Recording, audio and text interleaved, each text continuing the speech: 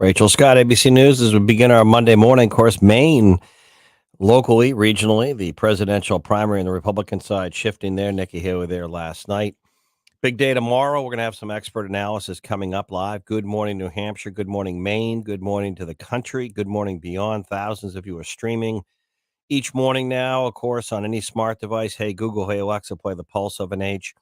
Android, iPhone, or desktop. And of course, our network of news talk stations. Good morning up into Portland, Maine, WTSN 1270 AM, 98.1 FM, 107.7 FM, WTPL, Manchester, Concord. We have you blanketed in the Lakes region. Hope you had a good weekend.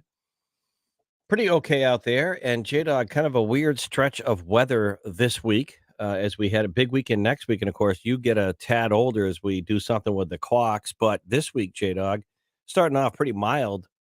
And then we run into a little bit of rain this week. So the ski areas are not loving this because we're into March now. And it looks like it feels like, J-Dog. I know we might have some more snow before the end of the year, but this time of year it goes very quickly. It does feel like we're going to have a mild early spring. It just feels like it, doesn't it?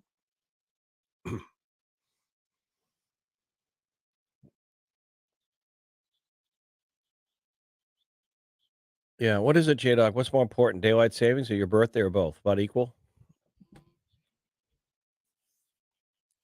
Not,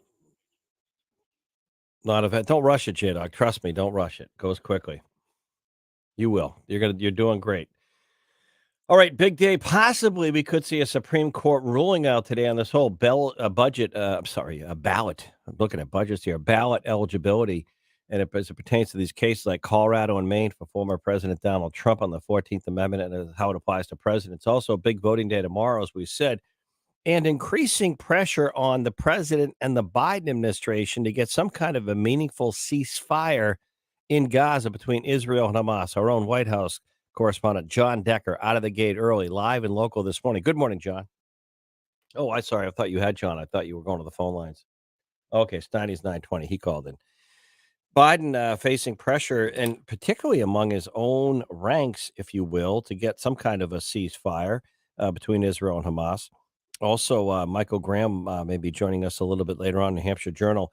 He has an article which is pretty interesting about in Durham and Portsmouth, right here at home. Durham and Portsmouth, they're going to be having a rally to try and get residents focusing on this, providing a safe space in Portsmouth so they can feel like they can heal from the trauma. I don't know. That's a different part of the story as a tweet. But basically, it's Durham and Portsmouth expected to pass Israel Hamas ceasefire resolutions.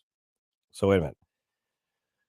Durham and Portsmouth are going to pass Israel Hamas ceasefire resolutions Monday. That's interesting. Graham will be on with that in a little bit. As far as some of the other news talk happening this week, we will hear from some of our regular contributors as well. Doug Tengden will be joining us on the economic front. We had some inflationary numbers at the end of the week. Also, Tom Raffio with some good news on this Monday, as we like to start our days and end our weeks with some good news. And it's interesting coming out of going into Maine and the other states tomorrow on the presidential primary side, namely on the Republican side. As we got going, you did see Nikki Haley did get a win in D.C. in the D.C. primary. So Nikki Haley not shut out, if you will, on any wins getting the D.C. But Trump holding a commanding lead ahead of Super Tuesday, which is right around. We're on the doorstep. So we'll see. But it just feels like this thing is etched in stone for both Trump and Biden. Which again, you've heard me say countless times. Who would have thought? Who would have thought? As we get going. And also, some of the other stories that are interesting is real estate. We'll have some experts talking about this. Still looking at real estate as we get into March. A lot of the prices are still high, it feels like, in New Hampshire. And again, we have this crisis, and it is a crisis now of affordable housing here locally, having a real hard time trying to find places where people can afford to rent or buy. And that's continuing as we get going on this pretty good looking Monday. Again, it really does feel, J-Dog, like we're looking at a mild winter overall, although some crazy weather in California. You heard about the feet of snow they had, 7 feet closing of the highway, of course, and we'll keep you posted. And as far as the southern border, that's not going away. Tennessee National Guard. I don't know if you heard this. Now deploying troops to the southern border as the Biden administration fails to act. The Republican governor of Tennessee saying, and you just heard Mike Pomp in our local news talking about New Hampshire National Guard members who are heading down to support the mission at the southern border. You know, the another story that I was I last week when you had that dueling trips of both Biden and Trump to the southern border, one of the things I said was watch the media, how they cover this, watch the media and how they cover these stories. And one of the stories that I was talking about, and it's interesting. There was an article, and I want to just reference this because sometimes it's hard to get objective information. But the Center for Immigration Studies, the CMS, it's called. I don't, I'm not too familiar with it, but their website, if you want to reference this, is CMS. Hold on, it's the Center for Immigration Studies, and it's just the initials there .org. I'll give you the website in a moment, but there's an article about the first 100 days President Biden took when he became president. His first 100 days, and how many executive orders he signed to undo many of the policies implemented by the Trump administration to limit the number of people seeking asylum, secure the border more. And he went and no one really talks about the executive orders related to all the executive orders that Biden issued in his first 100 days, very brazenly, very proudly, to basically open up the borders more, certainly not, not restrict the flow. And now all of a sudden that this is a crisis and the polls are showing that people do care about the border and immigration stuff. You watch how all the politics is changing in and around this, but the national media is interesting on stuff. They don't point out the first 100 days in the Biden administration on the executive orders that he signed, basically undoing all the Trump stuff as it pertains to the southern border. John Decker, as I said earlier, a lot of pressure mounting on Joe Biden, even though Super Tuesday and we have this presidential race continuing on, trying to come up with some meaningful ceasefire between Israel and Hamas in Gaza. John Decker joining us, and Biden's feeling that a lot of pressure from his own party. John Decker, good morning.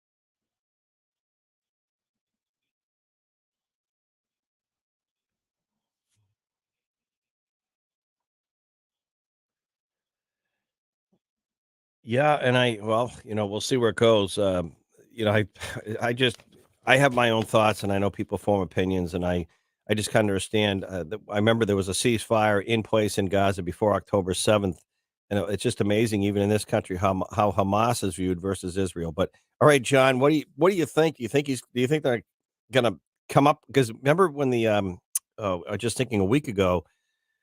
Oh, when President Biden was on with Seth Meyers from Bedford, New Hampshire on late night, he kind of floated that by the beginning of this week coming up, there might be a ceasefire in Gaza. Do you think that something will pop out, or do you think this thing is going to drag on in terms of without any resolution?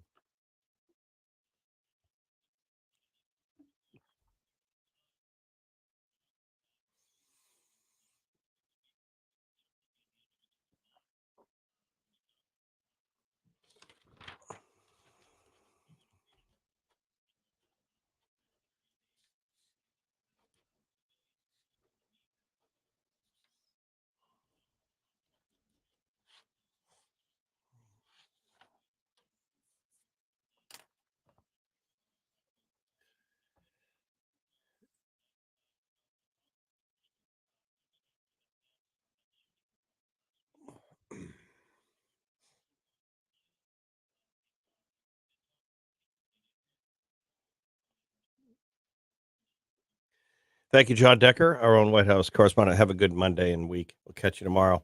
You know, it's interesting after the president said that on Seth Meyers' show, I'm sure his staff said, what did you just say? What did you just say? Why did you come out and announce that? Why did you come out and announce we might have a ceasefire next week? Why would you do that? Oh, I'm sorry. I forgot. You told me not to. No, I'm kidding.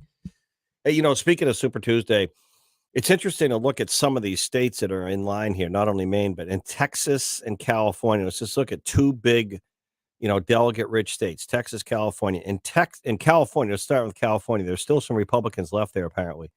It's a little another pun for Monday. Sorry. Going a little fast, I'm sure.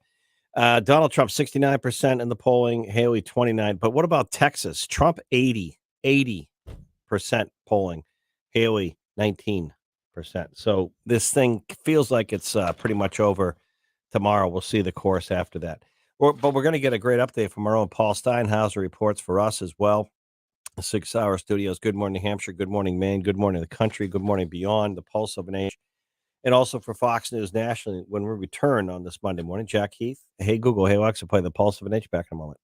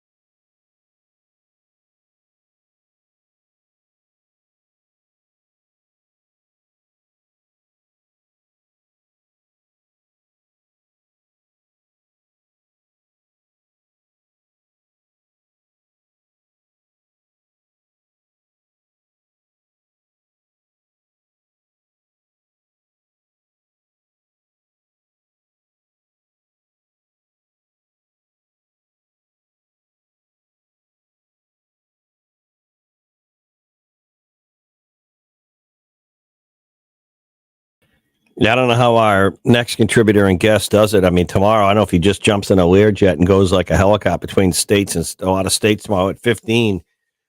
Maine included. Paul Steinhauser reports nationally for Fox News. It's called Super Tuesday for a reason. Paul, good morning. Good morning, Hampshire. How are you?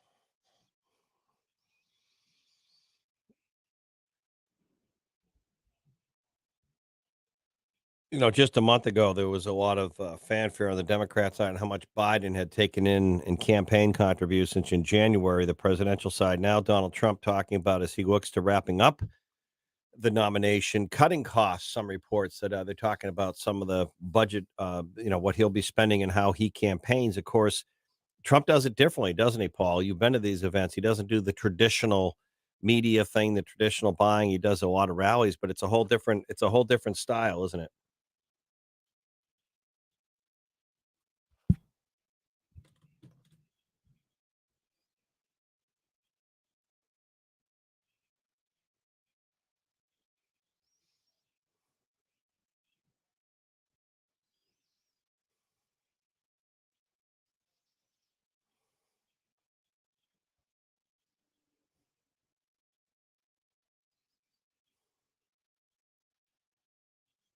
Yeah. All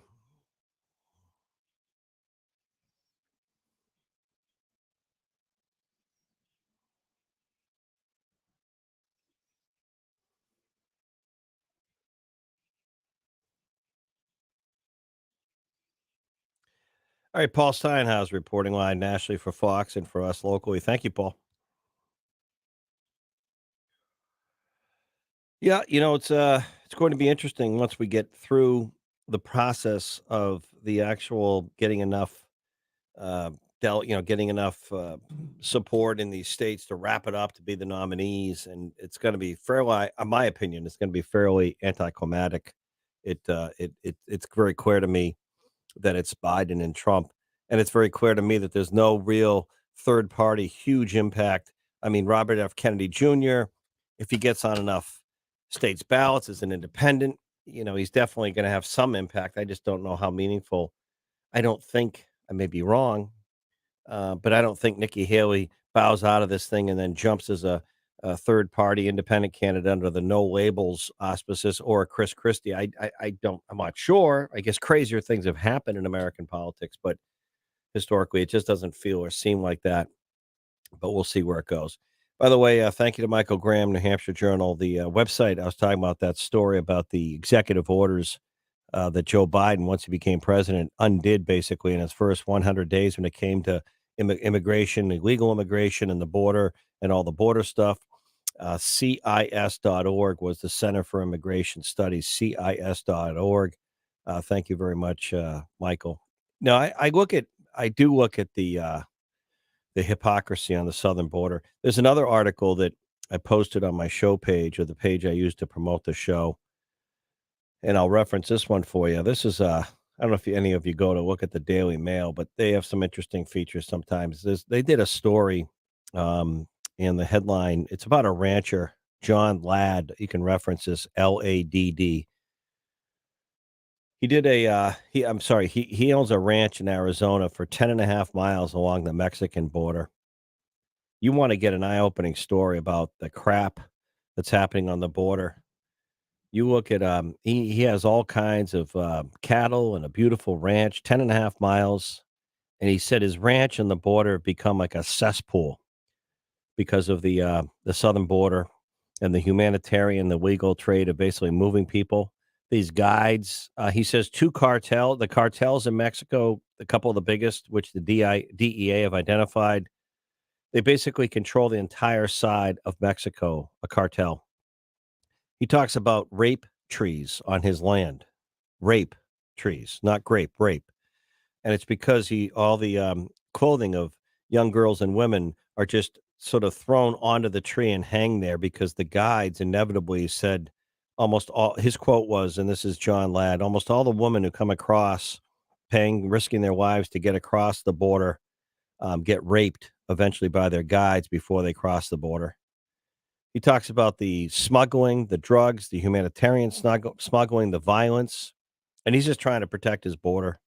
He said that on the other side of his land and his ranch is totally cartel, and these ranchers want to protect their land, they want to protect their ranch, and he said we want to protect the country. So they're trying to. He carries a he's armed on his ranch, as many ranches are, but he wants to carry more weaponry and he wants more approval, and the ranchers do to protect their ranches. But just what a the southern border is a it's a beyond a crisis. He has 16,000 acres in the 10 and a half miles. And, it's, it's rather amazing when you look at what he's got, what he tries to protect by, his own ranch hands. His family's has kept cattle for 4 generations or 127 years. He goes, these days, this is the article about John Ladd in Arizona. These days, he keeps count of the head of, keeps count of the dead bodies he's found in his land. He's found 17 dead people because of the border on his own land, on his own ranch, not counting those on the 60-foot strip of federal land at the border. And there are migrants who basically succumb to the desert or the heat, the weather, or killed by their guides. He said they're not seeking asylum. Um, he told the article, the reporter, at the end of the day, sorting calves for market, he's sure it was splattered with blood um, from from doing work on the ranch. Their military age is what he says. They're military age males, many of them trying to come into the country. It's just an interesting article about the border. One you should read. I think it's a interesting perspective and. John Ladd, Ladd. But the border crisis is a crisis. Voters now realize it. Politicians are reacting to the polls, which is pretty pathetic, but that's how they do it. Also, the Middle East. In Gaza, ceasefire, politics heating up right here at home in a couple of New Hampshire communities. Michael Graham, New Hampshire Journal, on deck with that next. NHJournal.com. Jack Heath, J-Dog on the boards. Hey, Google, hey, Alexa, play the Pulse of an H. Back in a few.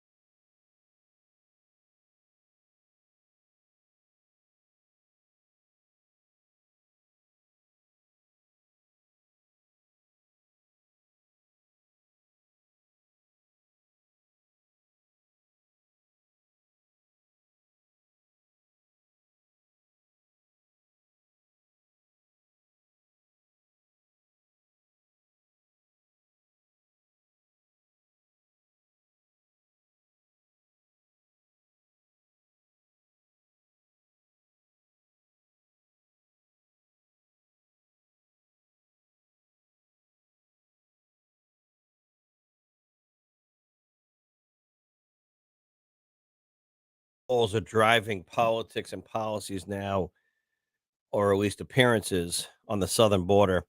And now, even the situation in Gaza between Israel and Hamas, it just cracks me up. It's almost insulting how now all of a sudden Vice President Harris is speaking up and Joe Biden, they seem all very much concerned now about a ceasefire in Gaza. Why? Polls. Their own Democrat Party base is showing that people want some kind of a ceasefire there. Now all of a sudden the Biden administration, it's just it's funny how it works. But there are some communities right here at home in New Hampshire that are weighing in, and it's kind of interesting. Michael Graham, New Hampshire Journal with that story, nhjournal.com. Good morning, Michael.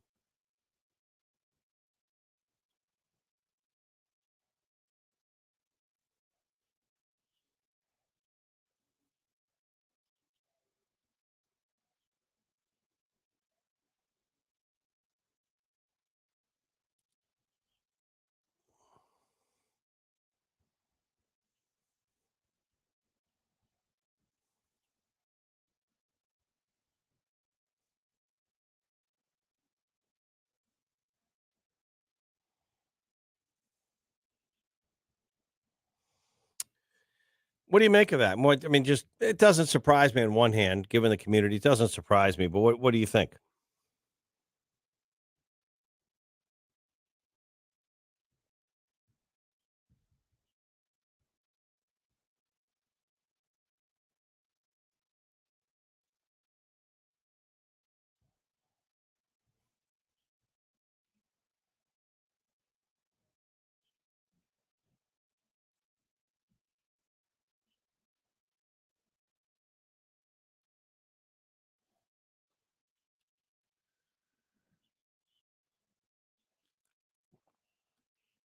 Just a minor fact. Just a minor fact. Yeah.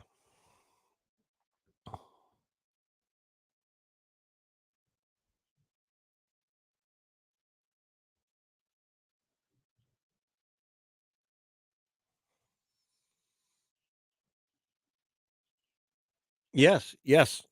Yes.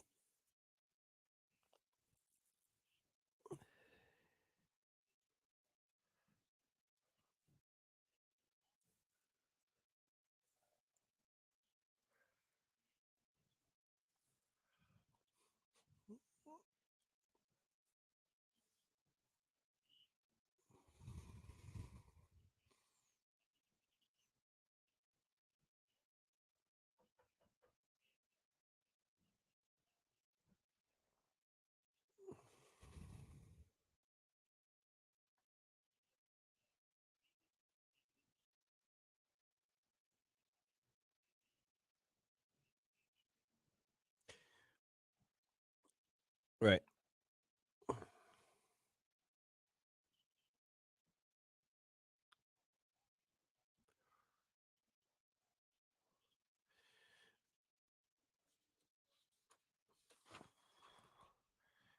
Yeah, and it's interesting that the vendor display you're talking about BAE Systems at UNH in Durham.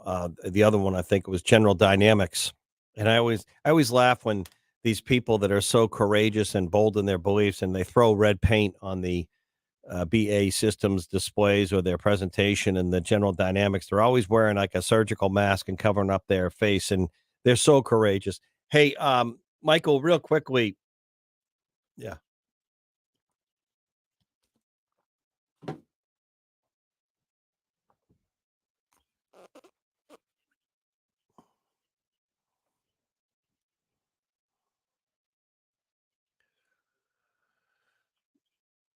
yeah.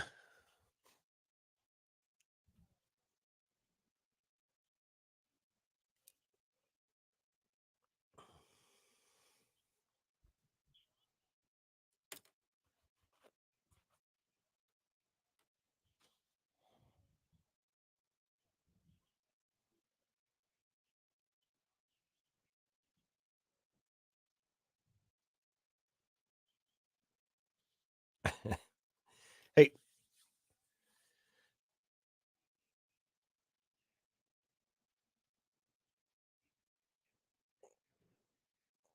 all right. Well, again, I won't get into it. I know the community well. Hey, Michael, switching gears, Senator Bradley on Friday, Senate President time. This interesting week coming up on some sanctuary city or sanctuary, related policies on some bills. I think it's Thursday, right?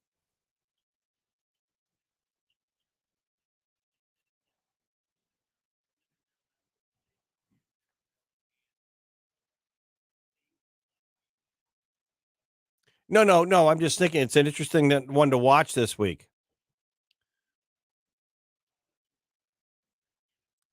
Right.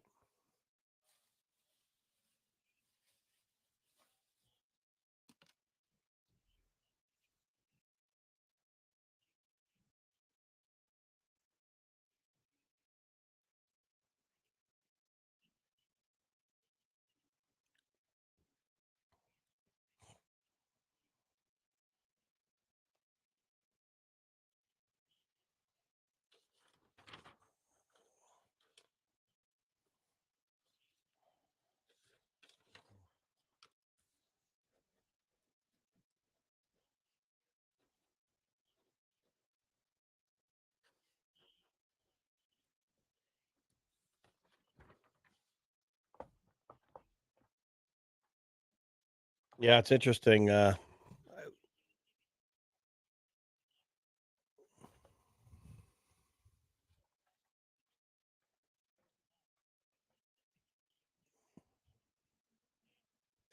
yeah,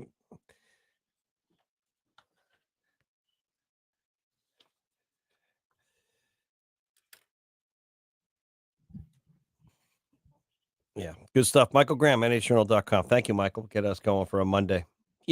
Just going back to the hypocrisy of the national media coverage on big issues that are topical and emotional, even here at home, like the southern border. And last Thursday, you saw President Biden and Trump both go there, different parts of Texas. But the reason why I'm mentioning this is I just can't believe, and I can simply cite the bias and the intentional bias and the political activism and the coverage since Thursday on the border crisis. No mention of Biden's first 100 days in office by the national media and all the executive orders he signed to undo the Trump orders to secure the border more. If all of a sudden border security and immigration are hot button issues, why won't the national media ask the current president or his press folks or his administration about why did you undo all those things that were working? Number two, Number two, why does your administration and the Department of Justice constantly sue the Texas governor, Governor Abbott, and Texas every time Texas proactively does something because you're not to stop the flow of illegal migrants coming across to seek asylum or do something else? Why do you constantly sued Texas every time they try to do something to protect itself? And then when you realize the danger the cartels have on that side controlling the border, the humanitarian crisis, the human smuggling, the drug smuggling of synthetic fentanyl, the sexual assaults, the violence, the rape, the murders that are happening because of the border crisis. Why doesn't this administration get tougher against the cartels? And when I posted that question this weekend, some of the folks who tend to be maybe more staunchly on the far left side of the political aisle would say, well, it's Mexico's job to police their own cartels, not the United States. Well, wait a minute. Wait a minute.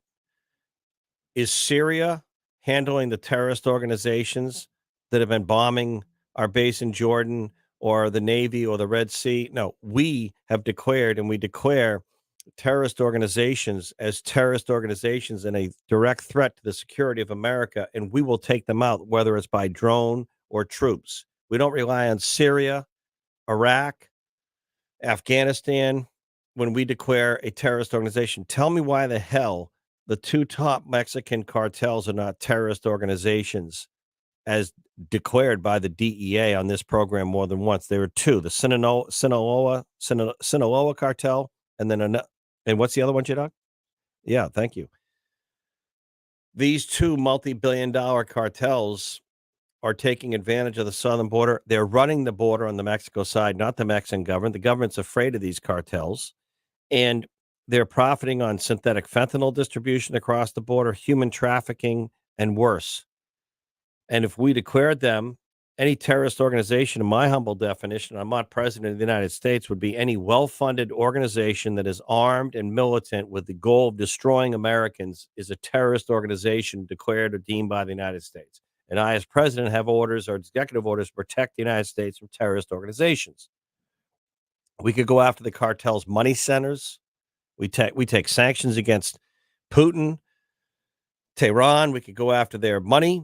We could use special operations to destroy some of their weapon centers and their drug labs. We could push them back, and that would help but every time there's something that this administration could do to meaningfully improve the crisis at the border, they do the opposite, and the national media doesn't report one blanking word of anything I just used in those examples. Let me just conclude.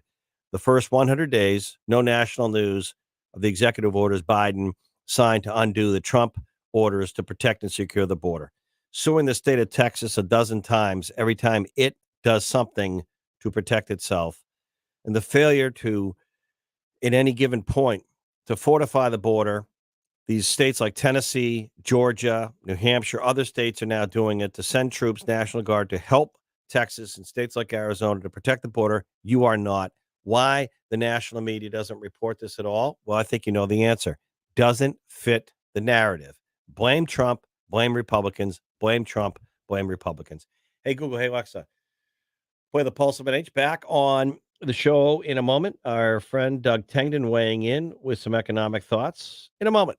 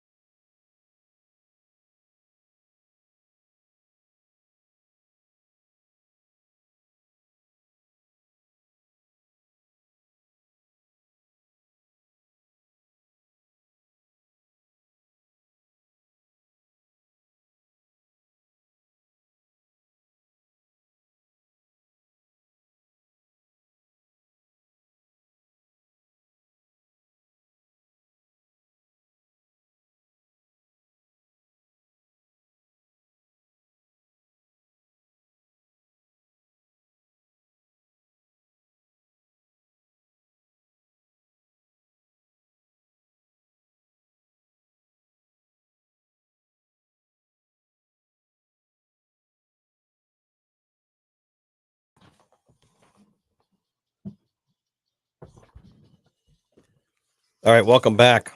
Welcome back. J Dog, I was thinking of you over the weekend. I don't know at what point, one of the two nights, I happened to be watching on Netflix some sports documentaries and I rewatched Johnny Football. Oh my goodness, about Manziel. What what a human story, top to bottom. Wow. And then another one, J Dog. Oh, you're gonna have to help me out. Conor McGregor, the UFC fighter. You seen that one where he loses to that guy? Is it Kimba? I forget the guy's name. He did put him in a submission hold, but about his life from Ireland and the UFC. Wow, couple of good documentaries. If you're interested in that kind of thing, documentaries are fun. Netflix is loaded with them on war stuff, World War II, sports, celebrities. It's just interesting. Arnold, the Schwarzenegger one. I think I saw a little bit of that. The one that it talks about his upbringing in New York with his brother. I think he's in that one. Yeah. Oh yeah. No, it's pretty good. All right, we're now going to check in with our friends at World Market Advisors. Check out worldmarketadvisorsplural.com. Doug Tengden and Doug checking in on this Monday. And we're talking a little bit about some interest rate stuff, inflation, where things are going. And Doug, here we are. We're into March now. And it just feels like it's things are bumping along, probably a little better than everyone thought. And even crypto's going through the roof.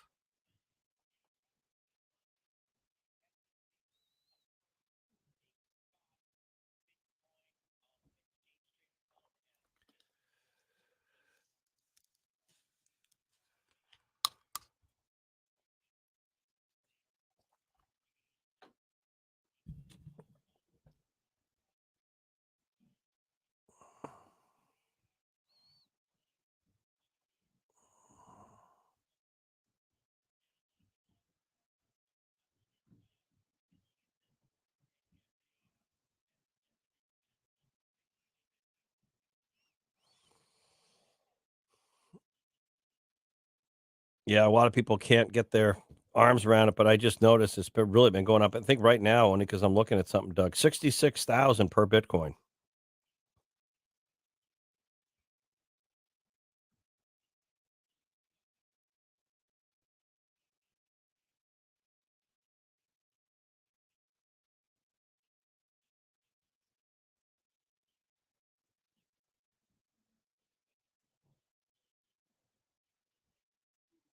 All right, what else is cooking?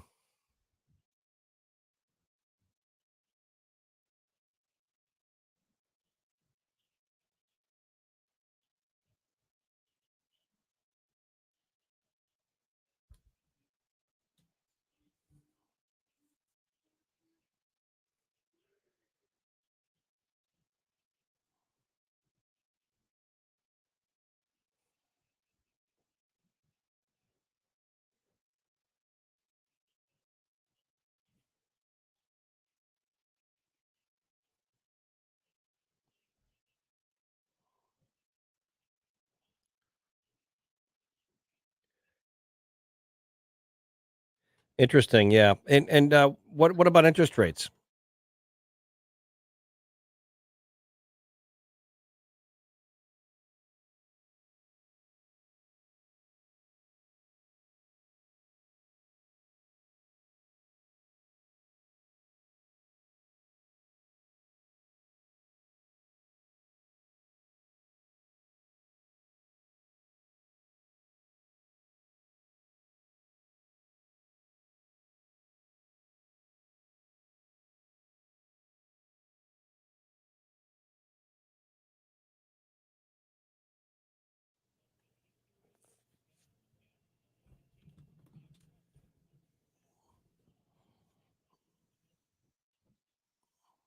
Yeah, interesting. What else are you watching for as we get into I think it's gonna be a mild early start to spring. Usually that's when the housing market, thing of people are doing renovations, trying to buy and sell. What are you looking at as we get into the spring as indicators?